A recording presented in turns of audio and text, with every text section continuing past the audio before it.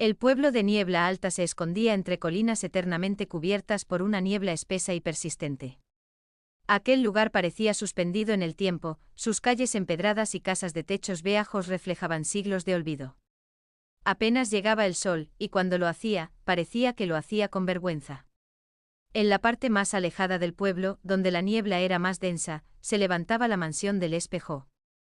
Ningún vecino recordaba su origen, ni quién la construyó. Siempre había estado ahí, silenciosa y ajena, como una sombra más entre la bruma. Su fachada estaba cubierta de hiedra muerta, y sus ventanas, selladas por dentro. Los niños del pueblo solían jugar a retarse para tocar la verja oxidada de la mansión. Algunos lo hacían con valentía fingida, otros salían corriendo antes de intentarlo. No pasaban del jardín, pues quienes lo hacían regresaban extraños, con miradas perdidas y marcas oscuras en las muñecas. Martín era distinto. Desde niño sentía que algo en aquella casa lo llamaba. No le provocaba miedo, sino una extraña familiaridad, como si la mansión lo esperara. A veces soñaba con pasillos interminables, con un espejo cubierto de neblina que parecía respirar. Su abuela, con quien vivía desde que sus padres fallecieron, siempre le advertía sobre los peligros del lugar. Hay cosas que no deben buscarse, le decía. Pero sus advertencias nunca arraigaron del todo.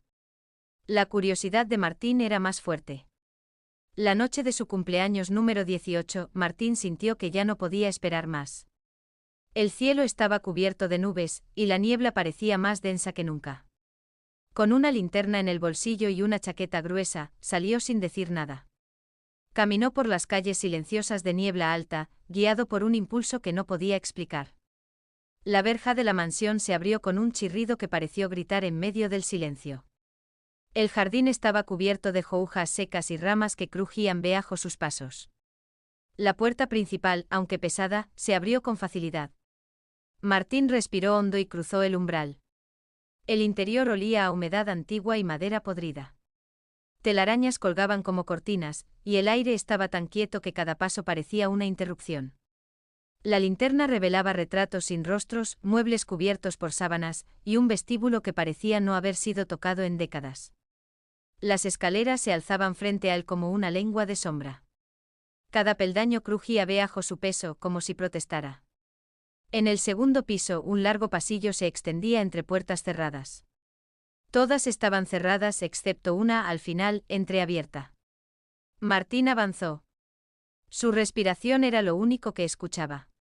Al empujar la puerta se encontró con una habitación vacía, salvo por un objeto que ocupaba toda una pared, un espejo gigantesco, cubierto de un velo gris que se movía como si tuviera vida propia. Sintió un escalofrío recorrerle la espalda.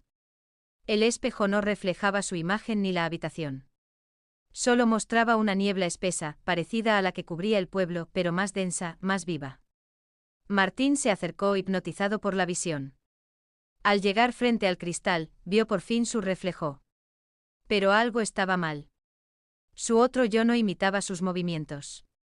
Lo miraba fijamente con una sonrisa que no le pertenecía, como si lo conociera mejor que él mismo.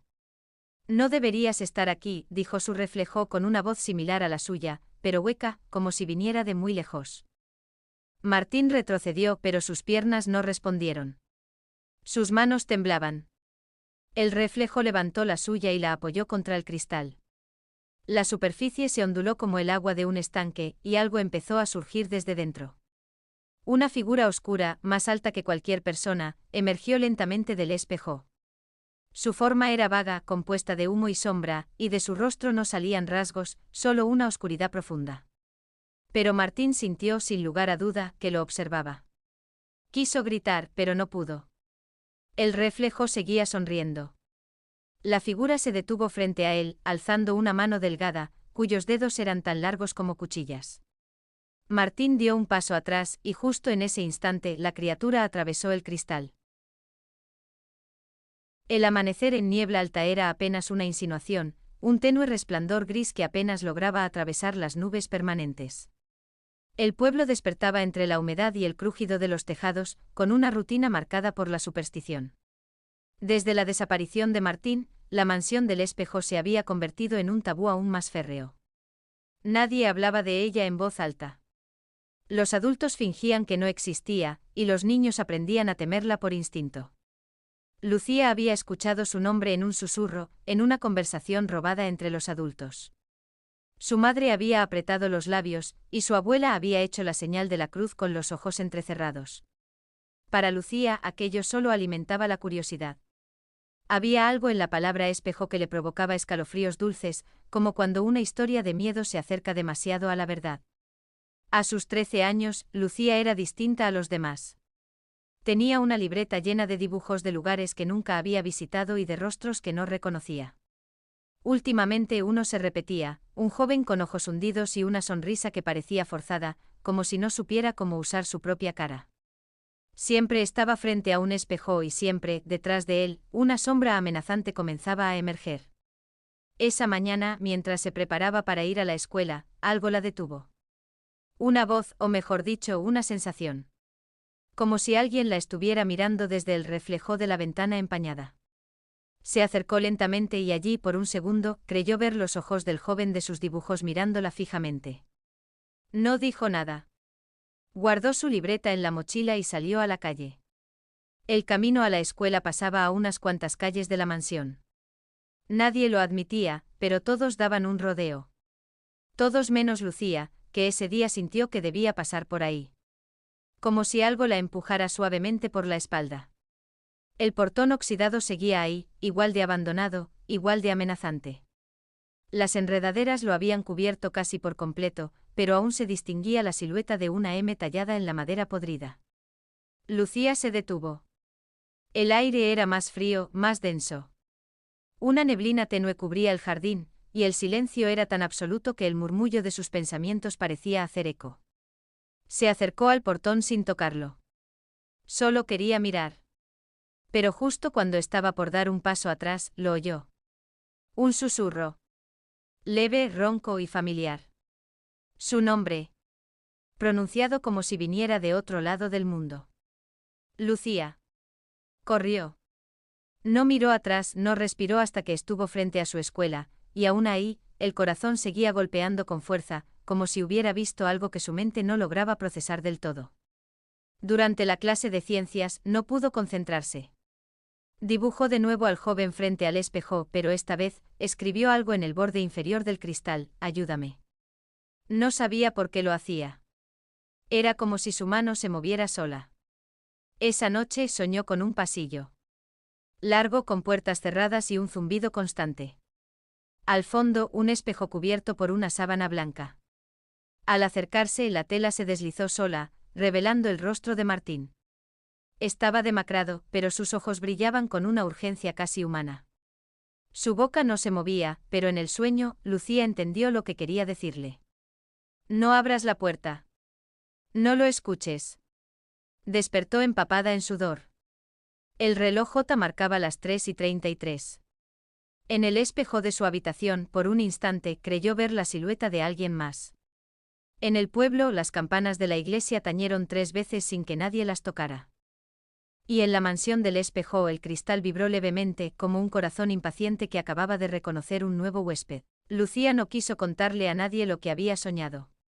Intuía que si lo decía en voz alta, algo cambiaría para siempre. Guardó silencio, pero la inquietud se quedó con ella, como una sombra adherida a su espalda.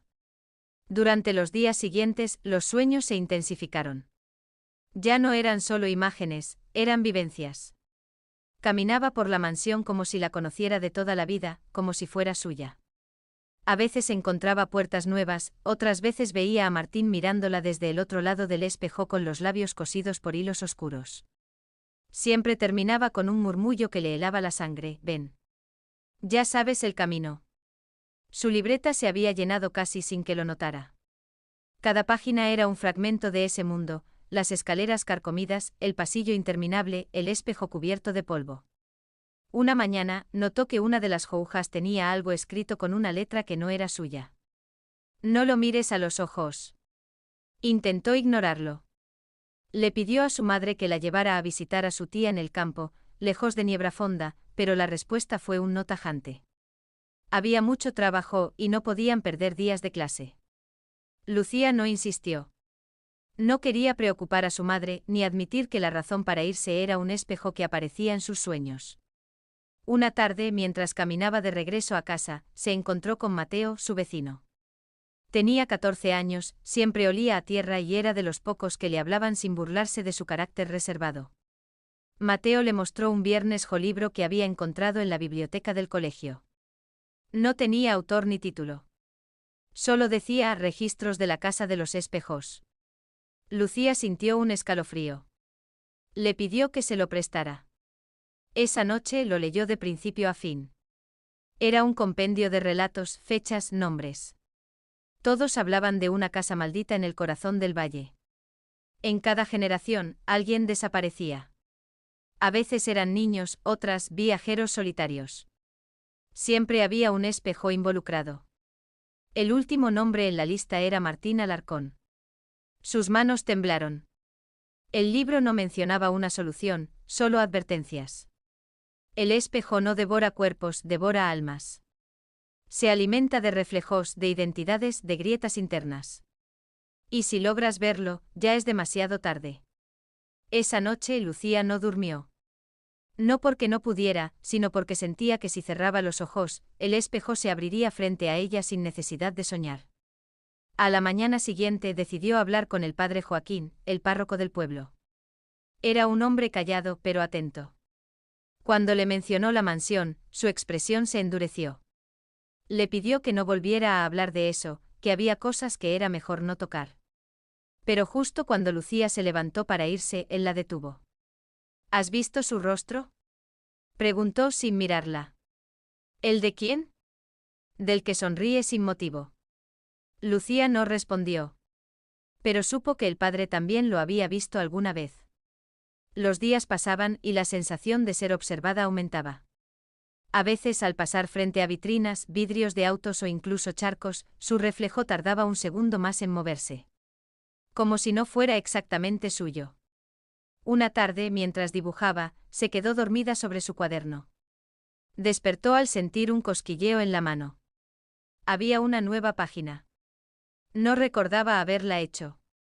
Mostraba el rostro de una niña muy parecida a ella, solo que más pálida, con ojos completamente negros. Estaba dentro de la mansión, frente al espejo. Y sonreía. Rasgó la hoja con furia, pero al mirar el espejo de su habitación, la figura seguía ahí. No en el papel. En el reflejo. Afuera, un trueno retumbó aunque el cielo seguía claro. Las campanas sonaron otra vez. 3 tañidos. Siempre 3. Y en la mansión del espejo el cristal respiró. Porque Lucía, sin saberlo, ya había cruzado el umbral. Desde que vio aquella figura en el espejo, Lucía dejó de sentirse segura en su propia casa. Tapó todos los reflejos, el del baño, el del armario, incluso la pantalla apagada del televisor. Pero no importaba. A veces la veía de reojo en el reflejo de una cuchara, en una ventana de autobús, en el brillo de los ojos de su gato. Siempre ella. Siempre sonriendo. Intentó mantenerse ocupada. Volvió a sus clases, a sus libros. Fingía estar bien, y nadie sospechaba lo contrario. Excepto Mateo, que notó cómo Lucía ya no se reía igual. Una tarde la esperó a la salida de clases con un paquete envuelto en tela. Era una linterna antigua y una nota, por si decides entrar. Ella no preguntó cómo lo sabía. Solo lo guardó en su mochila. Esa misma noche su madre la escuchó hablar dormida. Murmuraba cosas incomprensibles y, de vez en cuando, reía con una voz que no era la suya. Al amanecer, Lucía despertó sentada frente al espejo de su habitación, sin recordar cómo había llegado ahí. Fue entonces cuando decidió regresar a la mansión. Caminó hasta ella al atardecer. La niebla envolvía Niebrafonda con una espesura extraña, como si protegiera algo que no quería ser visto. El portón oxidado de la propiedad chirrió con una bienvenida amarga. La vegetación había crecido sin control, pero no sobre la mansión. Era como si la rehusaran. Lucía empujó la puerta de madera. Cedió con facilidad como si la esperaran. El vestíbulo seguía cubierto de telarañas plateadas, pero esta vez no brillaban. Eran negras.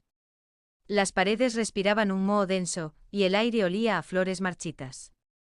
Subió las escaleras despacio. El crujido no era el mismo. Ahora sonaba como un susurro: «Ya viene.